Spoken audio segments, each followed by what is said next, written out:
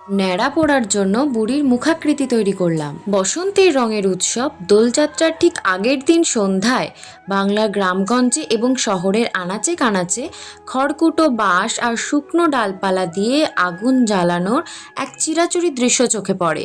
একে আমরা বলি ন্যাড়া পোড়া।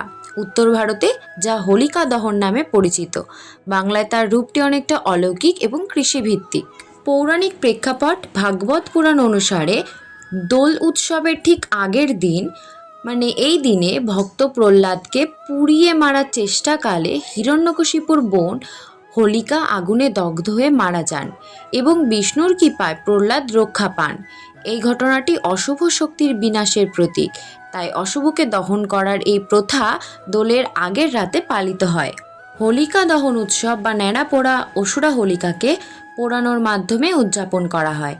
হিন্দু ধর্মের অনেক ঐতিহ্যই হোলি উৎসবে প্রহ্লাদকে বাঁচাতে বিষ্ণুর দ্বারা হোলিকা বধকে উদযাপন করা হয়। হোলিকা দহনের পরের দিনে অর্থাৎ হোলির দিনে একে অপরের ওপর রং ছিটায় এবং উৎসবের খাবারগুলো খাদ্য হিসেবে গ্রহণ করে। এইদিকে দেখো ভাইয়েরা সবাই ন্যাড়া পোড়ার বুড়ি তৈরি করছে। শেষে সবাই অনেক মজা করে ন্যাড়া পোড়ার বুড়ি পোড়ালাম।